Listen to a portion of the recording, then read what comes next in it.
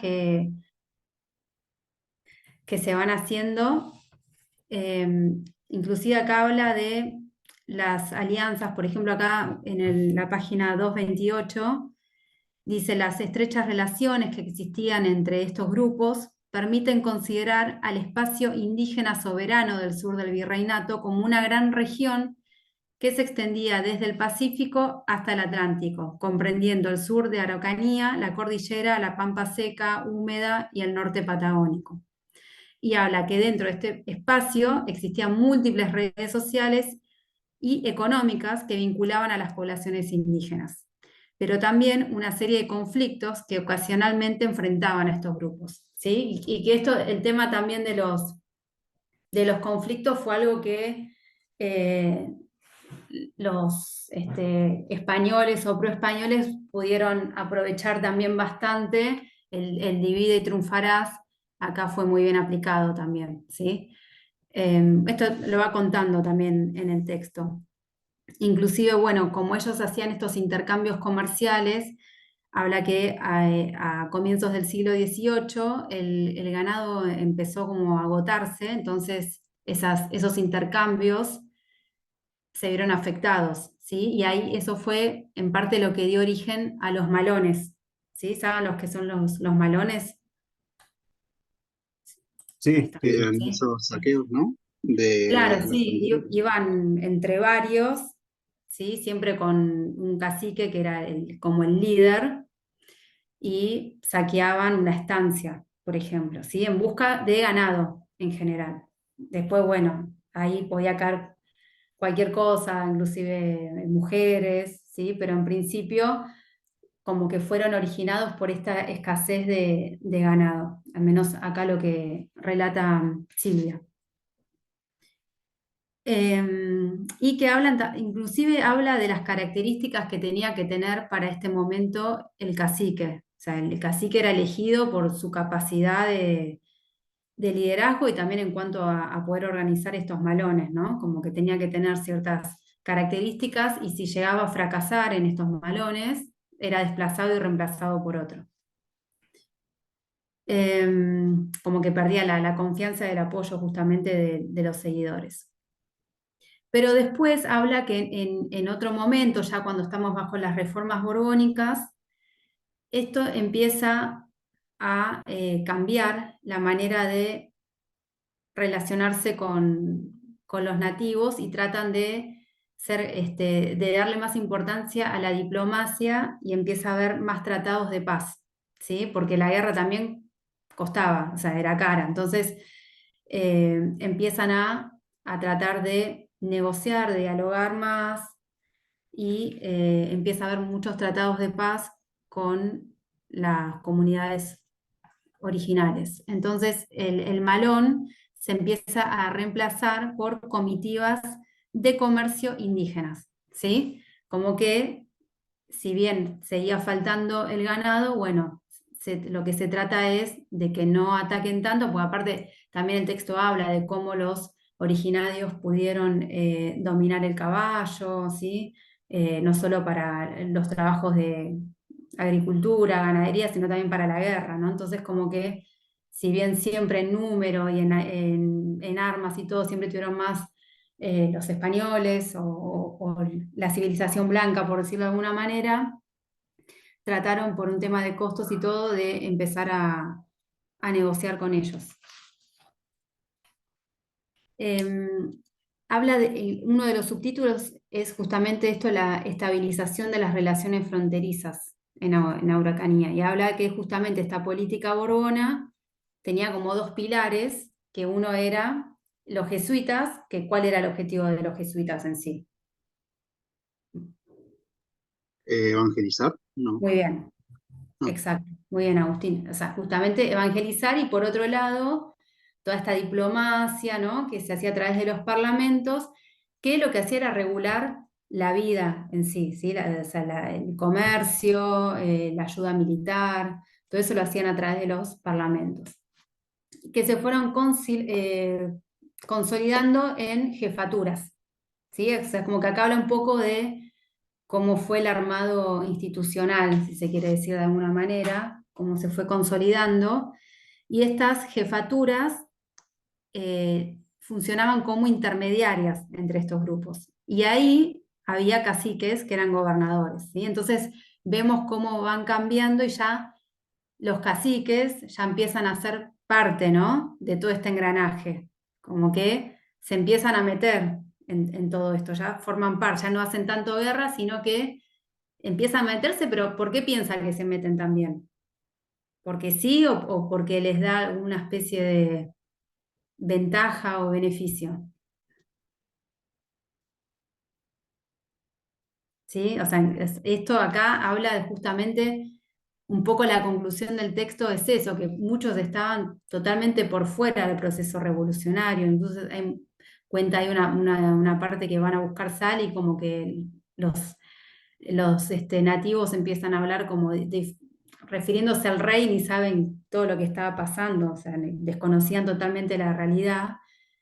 Eh, entonces, siempre ellos armaban alianzas de acuerdo a satisfacer sus intereses, no por una ideología política en sí, ¿sí? Sino ellos veían en qué se beneficiaban y en qué se perjudicaban si se hacían alianzas con tal o con cual.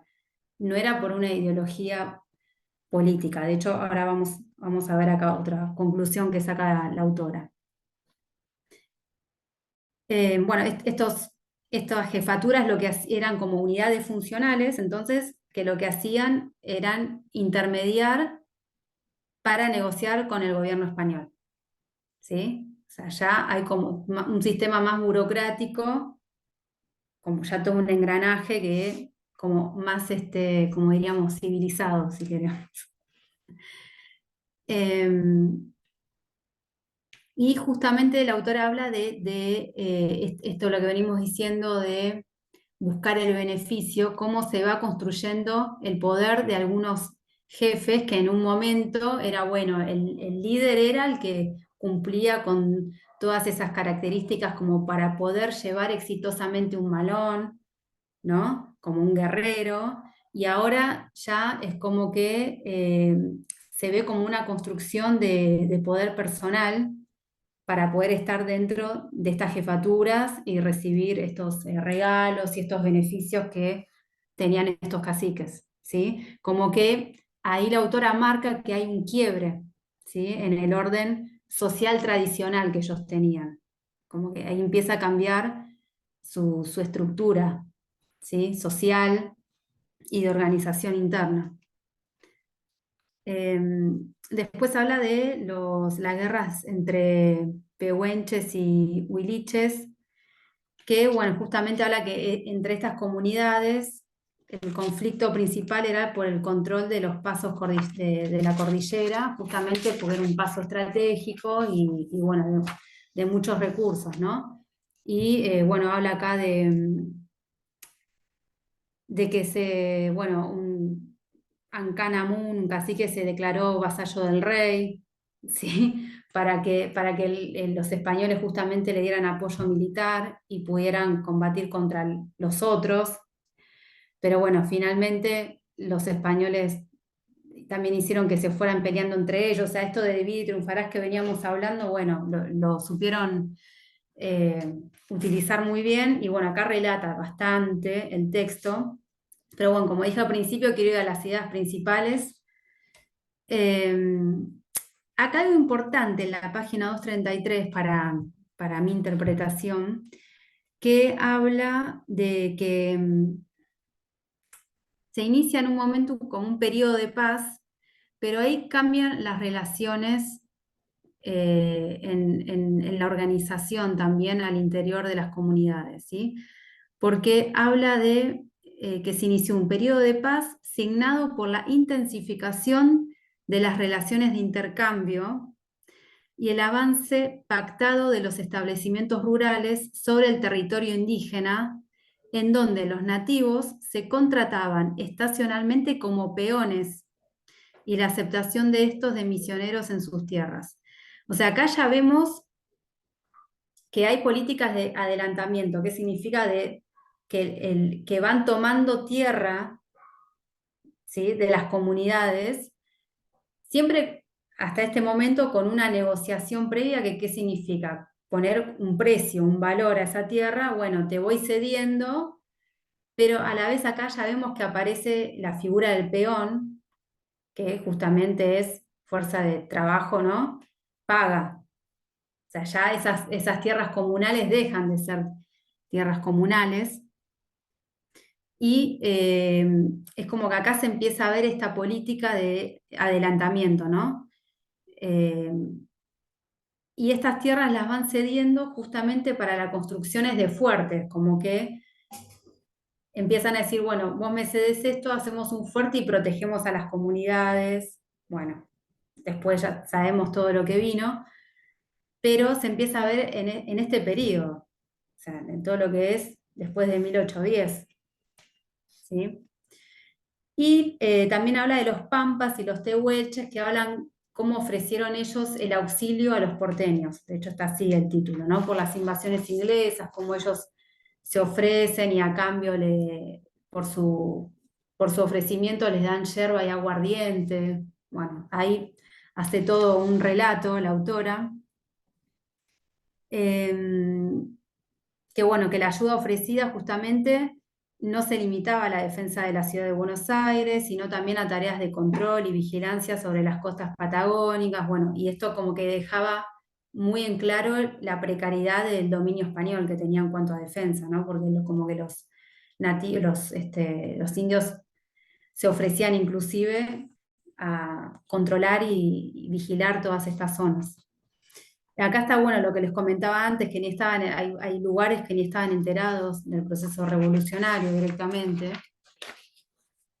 Eh, y bueno, y acá lo que vemos es cuando ya se empieza a definir un poco más la revolución entre los indios, es el subtítulo, como que vemos que hay diferentes decisiones en las comunidades, ¿no? Como que aquellas comunidades que estaban organizadas más diplomáticamente, tenían mayores ventajas o beneficios, les eran más leales a la colonia española, ¿sí? Porque obviamente si todo eso se terminaba y además tenés un Castelli que te está diciendo, no, quiero la igualdad y que todos seamos iguales, el cacique dice, no, si somos todos iguales, yo vuelvo, o sea, dejo de tener todos los beneficios. Entonces me conviene seguir siendo leal al rey, ¿sí? Es un poco lo que se daba. Temían perder todos estos beneficios. Entonces, bueno, como que seguían de la banda, del lado de la banda realista. Y los otros, y los que solamente hacían un intercambio de vez en cuando, le daba igual, porque, o sea, lo que me parece importante es esto, enfatizar de que no tenían en sí una ideología política, o sea, ellos no veían un beneficio en sí en ser independientes en ese momento, ¿no? Eh, o seguir negociando entre ellos mismos como hacían, haciendo sus intercambios, ¿sí? Entonces, bueno, lo hacían, si hacían alianzas era porque les representaba una ventaja, un beneficio grande para ellos. Voy bien, ya están recansados de escucharme, ¿no? Pobrecitos. Gracias, Sofía. Bueno, acá habla que, bueno, los nuevos gobiernos, ¿no? Ya después de la revolución, intentaron sostener la relación con los grupos indígenas con bastante éxito y hubo escasos cambios de autoridades que no afectaron el esquema de relaciones, como que hay ciertas cosas que trataron justamente de que no cambiaran y de sostenerlas, ¿sí? Pero en sí las rupturas se empiezan a ver cuando escasean los recursos, como siempre. Cuando no hay recursos, ahí toda la estructura se empieza a caer. ¿Por qué? Porque no tienen posibilidad de intercambiar. Y ahí es cuando también se ve esta política de este avanzar sobre las tierras, pero esta vez sin negociar. Fueron avanzando directamente sobre tierras comunales y esto obviamente no lo tomaron bien. O sea, esto del pago y la negociación era fundamental. Al no hacerse, claramente empezaron conflictos con los nuevos gobiernos también, que empezaron a rechazar, ¿no? Obviamente estas políticas.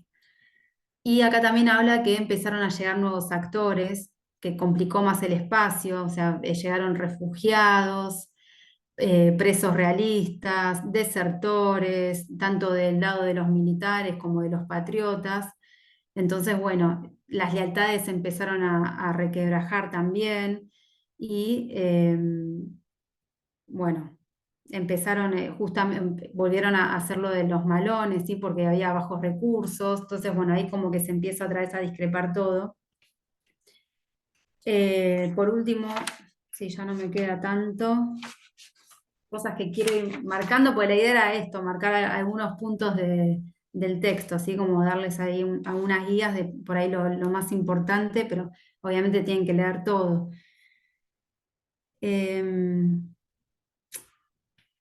Bueno, acá lo que Una decíamos consulta. antes, sí. Perdón, Sí, que no me terminó de quedar claro. Entonces, la utilización del malón en momento de crisis, ¿se me quedó claro? sí. Justamente cuando se bajaban los recursos, no tenían ganados y no podían hacer esos intercambios comerciales, empiezan a saquear estancias cercanas para obtener esos animales y poder seguir con las negociaciones comerciales. Gracias. No de nada, ¿quedó claro más o menos ahí? Sí, sí, sí. Buenísimo. Em, Acá, bueno, en una parte la autora se pregunta cuáles fueron los motivos que decidieron algunos grupos indígenas a intervenir como fuerzas auxiliares en los mismos, ¿no? Y dice que no tuvieron relación directa con los proyectos políticos que defendían las fracciones en pugna. La alianza o conflicto con los españoles se definía por las ventajas o peligros que representaba dicho vínculo, más que por el proyecto político que defendían esas fracciones. ¿Sí? Esto está en la página 243. Entonces, bueno, justamente lo que va hablando va contando diferentes situaciones en diferentes zonas del territorio que ocupaba el Virreinato de Río de la Plata y va analizando como estas alianzas con los españoles o con los revolucionarios. ¿Sí? Acá dice, para los grupos indígenas, esta alianza significaba contar con fuerzas militares españolas, por ejemplo, ¿no? Cuando habla en Chile, por ejemplo, que trataban de mantener, los realistas trataban de mantener la oposición hacia el régimen patriota establecido en Santiago y esperando recomponer fuerzas y llevar sus acciones sobre provincias del ex virreinato de Río de la Plata. Y para los grupos indígenas, esta alianza significaba contar con fuerzas militares españolas, mucho más efectivas que las suyas para el uso de armas de fuego, con las cuales lograr sus propios fines, apoderarse de zonas estratégicas de la llanura del sur. O sea, no les interesaba si estaban ayudando a los españoles o a los revolucionarios. Ellos bueno, de estos tienen armas, si yo me alío con ellos, voy a tener más armas y voy a poder eh, conquistar una zona estratégica que me sirve a mí para hacer intercambios con otra comunidad. ¿Sí? O sea, porque uno piensa que por ahí todos estaban en la misma y la realidad es que no. O sea, siempre como que estudiamos la historia, ¿no? De, bueno, de Castelli, Saavedra, lo que veníamos hablando, que obviamente es súper importante, pero al interior, ¿no? ¿Qué pasaba con las comunidades? O sea, que les interesaba tanto. Bueno, según esta autora, dependía de los beneficios o prejuicios que ese vínculo les iba a causar. No era por una ideología política ni revolucionaria, les daba igual mientras en cuanto ellos no obtuvieran un prejuicio, sino más bien un beneficio. ¿Sí? No sé, Martín, si querés agregar algo más. Esto, bueno, acá inclusive dice que es como un poco la visión, la cosmovisión indígena, ¿no? Que no tiene nada que ver con la cosmovisión europea, por decirlo de alguna manera, ¿no? Em, Blanca, la mirada blanca de... Exactamente. bárbaro, ¿no? Yo simplemente lo que quería aportar es que ustedes como herramienta para el texto y para el parcial, que vengo con esta idea de querer acompañar y, por supuesto los lineamientos de ahí que marcó Mercedes son importantes.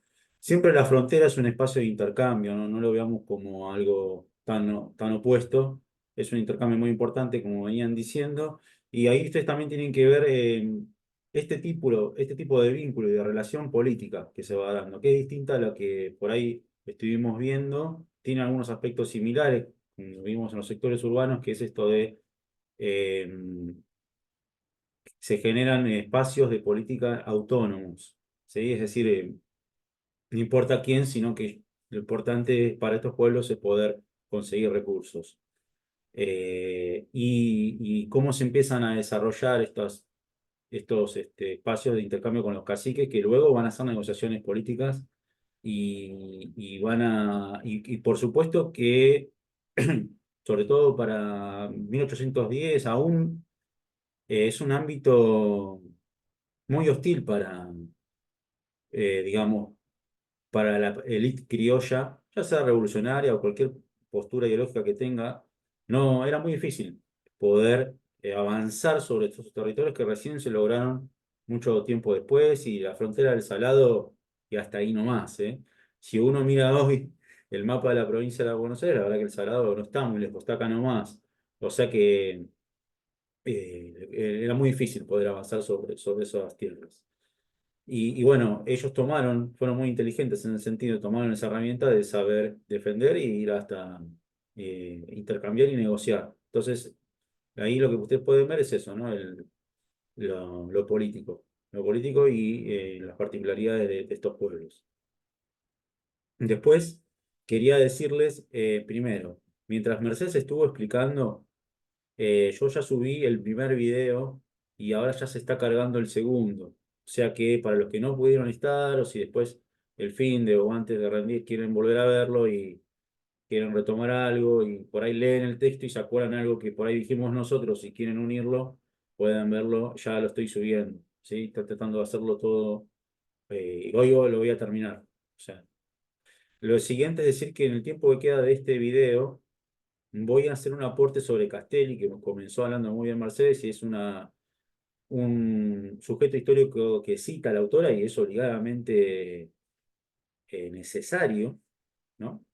Y después les voy a pedir un favor, entendiendo que estos 2 viernes para nosotros parece que es poco lo que estamos dando, porque la verdad son clases que a nosotros nos apasionan y que queremos ir con todo y nos encontramos con algo ajeno a nosotros, que es estos 2 cortes de electricidad y no. Entonces les voy a pedir si pueden quedarse un fragmento más, que va a ser el texto de Candioti sobre afrodescendientes. Los que puedan, por favor, y los que no, bueno, después verán el video. ¿Sí? Bueno, pasamos al aporte de Castelli que preparé. ¿Sí? De Castelli les recomiendo este libro, que es una biografía, ¿sí? De la editorial Edasa, que es la misma editorial que les mostré hoy de Dorrego, y esa misma editorial tiene una biografía de Rosas, de la cual nosotros usamos algunos capítulos más adelante. Esta biografía la escribió Fabio Wasserman, con W, Wasserman y doble S, que también es historiador el Rabiniani, como veníamos diciendo, Silvia Ratos del Rabiniani. eh, y bueno, ¿qué es lo importante que te aporte de la biografía de Castelli? Que la verdad que también se habla poco. Eh, el capítulo 11, el capítulo 11 de este libro, que es el discurso de Tiago Anaco y la política de Castelli hacia los indios. ¿Qué hay ahí? ¿Qué hay ahí? Bueno, en este capítulo se pone sobre la mesa, sí, la política revolucionaria de Moreno, de Castelli, por supuesto, era filoindigenista o era filoindigenista, es decir, pseudo, o sea, es una mirada indigenista desde el blanco, ¿sí? O desde arriba hacia abajo, es decir, queremos que ustedes se incorporen, pero de acuerdo a nuestras instrucciones. Eso, la verdad, es una hipótesis que no tiene mucho sustento. Y este autor, la verdad, que se encarga en este capítulo de explicar por qué. Uno de esos elementos que van a encontrar quienes lean el libro, pero yo se los quiero decir porque no aparece ni en Internavasio, ni, ¿sí? Que es esto de la representación que ellos tengan representantes diputados, ya que la política ya está claro que se va a hacer a través de estas juntas. Bueno, el litoral, todo lo que es el guaraní, los pueblos guaraníes de Paraguay y el Alto Perú tienen que estar y tienen que tener sus representantes. Y esos representantes son elegidos por ellos, ¿sí? Nosotros podemos hacer algunas instrucciones, pero son ellos los que van a, a elegirlo. Bueno, y ahí tienen una fuente, ¿sí? Que es el discurso de Tiahuanaco. Primero, una aclaración, porque entras a internet y se pueden confundir. Hay una proclama de Tiahuanaco que es de 5 meses antes. Este discurso de Tiahuanaco, que es la fuente que está en la clase, es al año de la Revolución de Mayo, 25 de mayo de 1811. ¿Sí? 4 meses antes está la proclama de Tiahuanaco, que la proclama lo que hace Castelli muy inteligentemente, a sabiendas de que el virreinato del Perú era el punto neurálgico de los realistas, de los godos, para enfrentar a esas juntas que ya tienen un fuego que va creciendo, sin límite casi, con Abascal, ¿sí? Y Abascal va a ser el gran bastión del virreinato del Perú, que incluso va a ser el último en caer, como ustedes muy bien saben, producto de la gesta de San Martín. Entonces, no solo va a ser un punto neurálgico de los godos y de los realistas, va a ser el punto neurálgico de la contrarrevolución. Entonces, ¿qué va a hacer Abascal? ¿Qué les parece? Se los va a querer atraer, ¿sí? Entonces, livianamente les presenta, se vengan a mí y yo les voy a dar a otorgar algunas atribuciones, les voy a bajar las cargas de los tributos. ¿Qué hace Castelli? Cuando ve esa situación, hace una proclama. Es decir, si ellos, porque los indígenas, como muy bien iría explicando Mercedes, y un poco esto lo dice también Di Meglio, y lo van a encontrar también en Candioti con los afrodescendientes, es decir, yo voy a donde me den algo porque quiero mejorar mi condición de vida. Entonces, ante esa situación, y esto de que los pueblos originarios no están ni de un lado ni del otro, sino que va a haber de ambos lados, de ambos bandos, Castelli se anticipa y hace esa proclama, donde ya les anticipa diciéndole, bueno, vamos a hacer, vamos a comenzar a ejecutar un programa, ¿sí? Y ese programa va a contemplar la pluralidad de votos, es decir, la ampliación democrática, este frente democrático que es la Revolución de Mayo según Galasso, que es esta ala revolucionaria según Julia Meguino, es una revolución de ampliación democrática, ¿sí? Entonces, hace una convocatoria, para que haya una convocatoria tiene que haber una convocatoria de elecciones, bueno. Y por supuesto, restituir la libertad civil, organizar una república de indios, supresión de tributos, ¿sí? Reparto de ganado, libertad de comercio e incluso, ¿sí? No el reparto de tierras, sino directamente restituirlos. Es decir, esas tierras son de ustedes y ustedes mismos la van a organizar. Esto que estoy diciendo, que parece poco, por ahí lo dije rápido, son 4 puntos, entre 4 y 5 puntos trascendentales para la política que yo considero y agrego al autor es indigenista, no es filo-indigenista, ¿sí? Porque si hay algo o poco que vamos a encontrar en la historiografía oficial o en la historiografía revisionista o poco lo que ahí van a encontrar, bueno, fue una política filo-indigenista. No, no, no. Lo que dice Fabio Wasserman dice, no, no, leamos la proclama, leamos el discurso de Tiahuanaco y no es filo-indigenista, es indigenista. Quedan 10 minutos, así que joya, porque vamos a llegar para terminar con Castelli. Bien, ahí se me fue la pantalla, perdón. Ya estoy. Acá estoy. Me voy, perdón. Bueno, el discurso de Tiahuanaco, la fuente, ¿la leyeron? A ver, Sofía, por favor, Sí, ¿qué sí. pensaste? No, yo me marqué eso. Los indios son y deben ser reputados con igual opción que los demás habitantes nacionales a todos los cargos, empleos, destinos, honores y distinciones por la igualdad de derechos ciudadanos. Después, bueno, Marqueso, lo de departamento de tierras, establecimiento de escuelas en sus pueblos, excepción de cargas impositivas. Los indios son acreedores a cualquier destino o empleo que se consideren capaces. Eh, y de que el preciso término de 3 meses contados desde la fecha deberán estar ya derogados todos los abusos perjudiciales a los naturales y eso. Que no sé si eso se habrá cumplido. Muy bien. Pero bueno, como que pone fecha, o sea, como, ¿esto se habrá traducido al quechua? No, ¿no? Porque, o Muy a bien. algún idioma, porque en Candioti dice que Belgrano hizo traducir algo en guaraní, después Bien. habla de otra cosa que se tradujo al quechua, esto no, ¿no? Algo más. Muy Sí. bien. Ahora, algo más.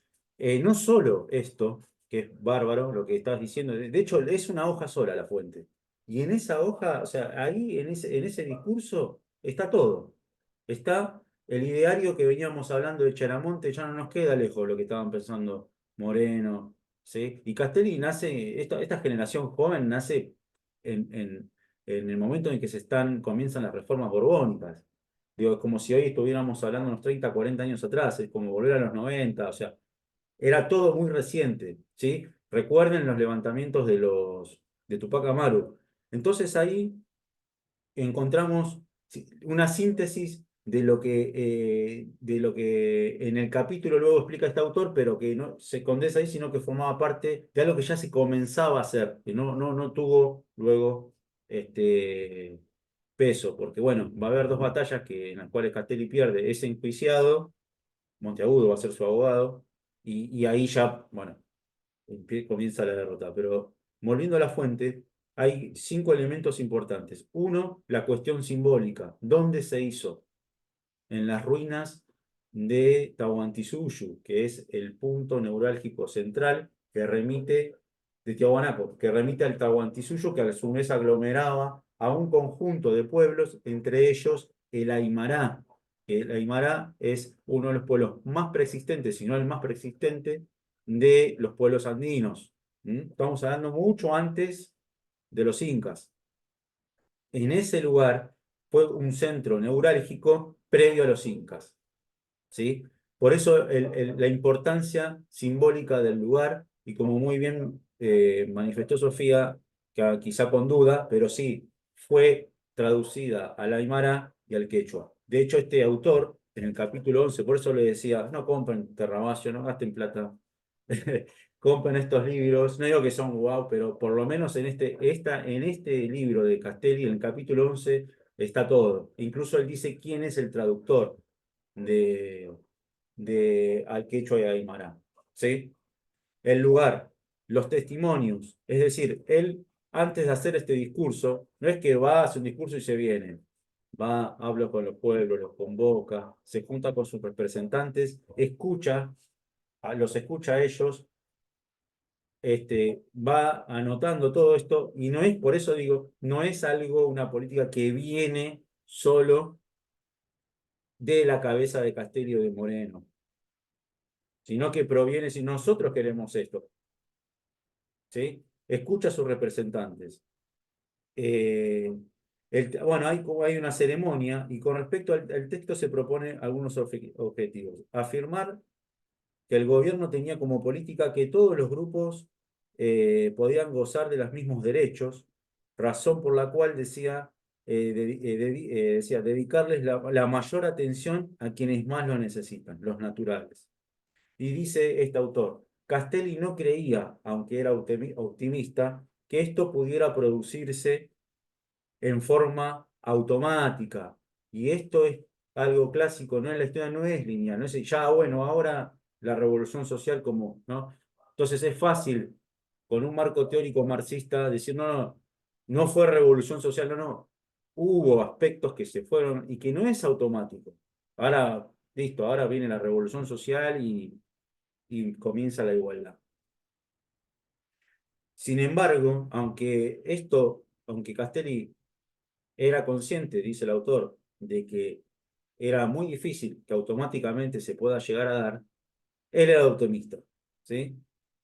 Y optimista a través de un proceso gradual. que esto se asemeja a los planteos de la autora que ahora vamos a ver con los afrodescendientes.